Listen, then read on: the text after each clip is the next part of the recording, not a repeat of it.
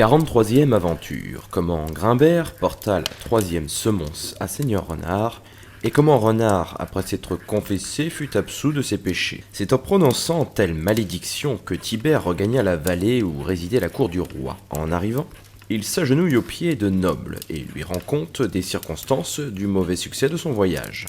En vérité, dit le roi, il y a dans l'audace et l'impunité de Renard quelque chose de surnaturel. Personne ne pourra-t-il me délivrer de cet odieux nain? Je commence à douter de vous, Grimbert. N'êtes-vous pas d'accord avec lui? Et ne lui donneriez-vous pas avis de tout ce qui se passe ici? Sire, je n'ai jamais donné le droit de mettre en soupçon ma loyauté. Eh bien, s'il en est ainsi, rendez-vous à Maupertuis, et ne revenez pas sans votre cousin Renard. Sire, dit alors Grimbert, telle est la fâcheuse position de mon parent, qu'il ne viendra pas si je suis muni de vos lettres. Mais à la simple vue de votre selle, je le connais, il se mettra en chemin. Grimbert a raison, dit le roi. Et sur le champ, il dicta la lettre, que Bossan, le sanglier, écrivit, et que Brichemer revêtit du sceau royal. Grimbert reçut à genoux et des mains du roi la lettre scellée, puis il prit congé de la cour et partit. À l'extrémité d'un essart, ou terre labourée, il s'engagea dans un sentier étroit qui appartenait aux dépendances du château de Maupertuis. Un guichet ouvert conduisait aux premières palissades. Renard, entendant corner, s'imagina qu'on venait l'assaillir, et courut du côté d'où partait le bruit. Il reconnut aisément Grimbert comme il venait de franchir le pont-levis et qu'il s'engageait dans un défilé qui aboutissait à la secrète entrée du manoir. « Est-ce toi, Grimbert ?» lui dit Renard en lui jetant les 2 bras au cou. « Ça vient dans mes salles, et qu'on lui apporte 2 oreillers.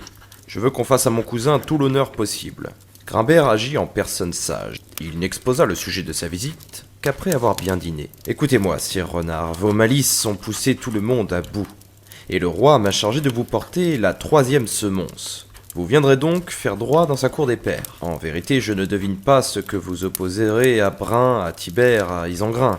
Je ne veux pas vous flatter d'espérances vaines, vous serez condamné à la peine capitale. Rompez le sel de ces lettres royaux, et vous jugerez par vous-même de la gravité de la situation. » Renard brisa la cire avec une certaine émotion. La lettre était ainsi conçue. « Messire Noble, le lion, souverain maître de toutes les régions et de toutes les bêtes du monde, mande à Renard honte et dernier supplice, s'il ne vient demain répondre à la clameur élevée contre lui dans ma cour.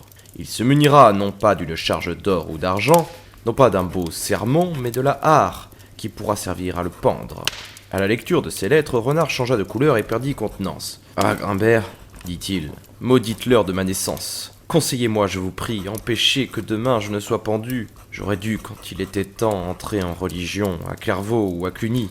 Mais les moines eux-mêmes ne sont guère faciles à vivre, et je n'aurais pas longtemps échappé au mauvais vouloir des blancs manteaux.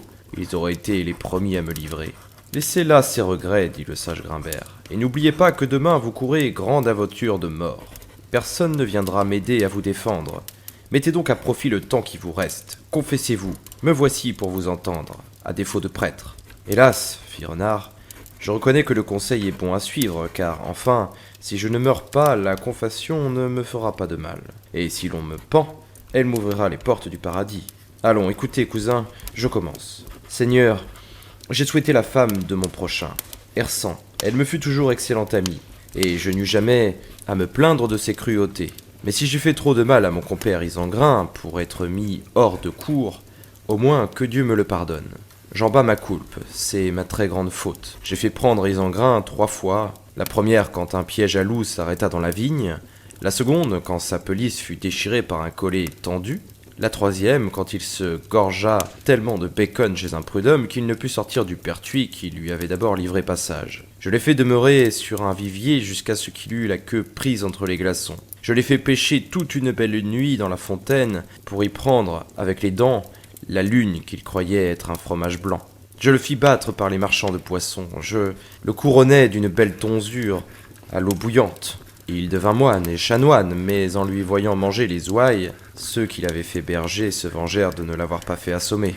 Et quand Isengrin eut un jour entrepris le siège de Maupertuis avec l'aide de Brun l'ours et nombre de bœufs et de sangliers, j'avais de mon côté pris à ma solde et retenu Rognaud, le matin, qui m'avait amené plus de 6000 de ses amis. Ils furent souvent battus et navrés pour moi. Le siège levé, ils me demandèrent de les souder. Je m'accuse de leur avoir fait la loupe et de leur avoir manqué de parole. Je ne puis y rappeler tous les autres tours que j'ai joués, mais il n'y a pas à la cour du roi une seule bête qui n'ait à se plaindre de moi. Je ne parle pas des poules et des chapons du vilain, des frères et sœurs de la jeune pinte, de Brun et du miel que je lui ai brassé, de Tibère et des souris que je lui ai servi, de tout cela et de bien d'autres méfaits. Je bats ma coulpe et je veux faire ma pénitence, si Dieu ne me laisse pas le temps de l'accomplir. Seigneur Renard, dit Grimbert, vous vous êtes bien confessé. Il faut maintenant promettre de ne plus retomber dans les mêmes fautes. Je le promets. Ce n'est pas aujourd'hui le moment de rien dire ou faire qui soit déplaisant à Dieu. Il se mit à genoux et moitié latin, moitié roman, Grimbert lui donna l'absolution générale.